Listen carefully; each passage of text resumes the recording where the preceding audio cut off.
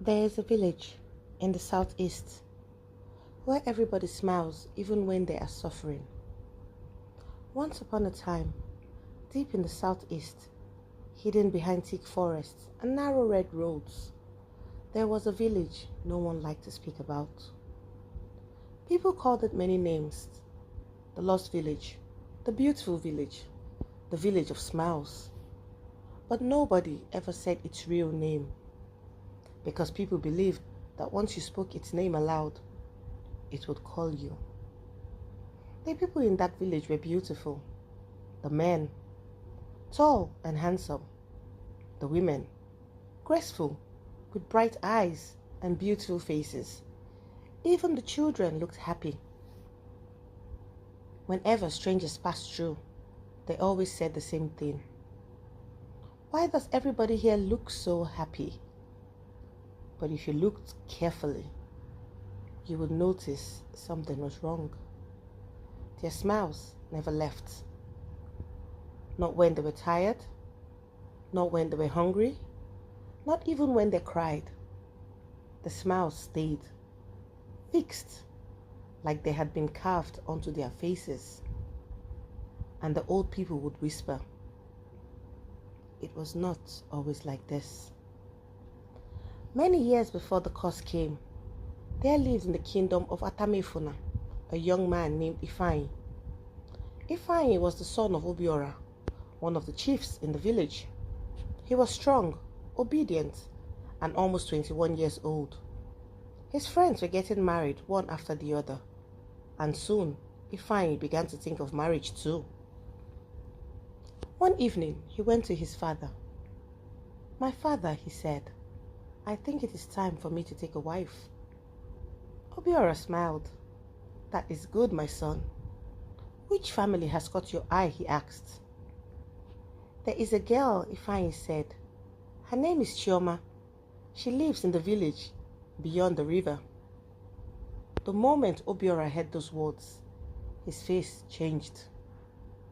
"The village beyond the river?" he asked quietly. "Yes," Ifeanyi said. "No," Obiora said. Ifeanyi frowned. "Why, father?" Obiora stood up. "Because nobody from our village marries from that place." "But why?" "Because that village is cursed." The room became silent. Obiora lowered his voice. "Long ago, their people offended something in the forest. Since then, strange things have followed them. We do not eat with them. We do not marry them. We do not even speak their name." But Ifeanyi was in love. He refused to listen. The next week, he crossed the river and went to see Chioma. She was more beautiful than he remembered. Her skin glowed like firelight. Her eyes were soft. And when she smiled, Ifeanyi forgot every warning his father had given him. He married her. The wedding lasted 3 days. There was dancing, singing, and celebration. But on the last night of the wedding, something happened. As everybody slept, Ifeanyi woke up and saw that Chioma was no longer beside him. He stepped outside. The moon was bright. And there, in the middle of the compound, stood Chioma. She was staring into the darkness beyond the trees, smiling. Not the gentle smile he knew. The smile was too wide, too still, too wrong. "Chioma," he whispered. Slowly, she turned to him. "I can hear them," she said. "Hear who?" "The people in the forest." A coldness entered Ifeanyi's body. He took her hand and led her back inside. The next morning, Chioma acted as if nothing had happened. But from that day, she never stopped smiling. At first, nobody noticed. Then one afternoon, she cut her hand while cooking. Blood ran down her fingers, but she only smiled. Another day, she slipped and fell. Still, she smiled.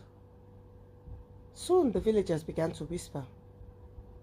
Then little by little, it spread. The first was a child. He fell from a tree and broke his arm. He stood up smiling. Then an old woman buried her husband. As tears rolled down her face, she smiled. Then a hunter returned from the forest with a deep wound across his chest. And even while he cried in pain, he smiled. The village was changing. People could no longer stop. They smiled while they walked. They smiled while they suffered. They smiled while they buried their dead. And every night, more voices came from the forest. Some said they could hear laughter among the trees. Others said they saw people standing in the darkness, smiling. Obiora knew then that the curse had followed Chioma into the village. He called the elders. That night, they went to the forest with lanterns and charms. Deep, deep inside the forest, they found an old shrine covered in vines. At the center was a stone face, and it was smiling. One of the elders stepped forward. Then suddenly, the face opened its mouth, and from inside came a voice. You welcomed her. Now you will wear our joy forever. The lanterns went out. The men ran. But when they returned to the village, it was too late. Everybody was standing outside their homes, smiling. Obiora looked at his son. Ifeanyi was smiling too, and beside him stood Chioma, her smile wider than all the others.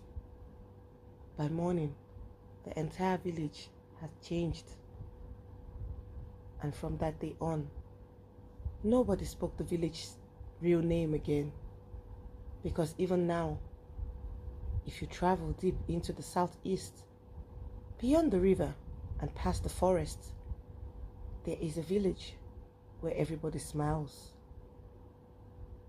And if you stay there too long, you too will smile.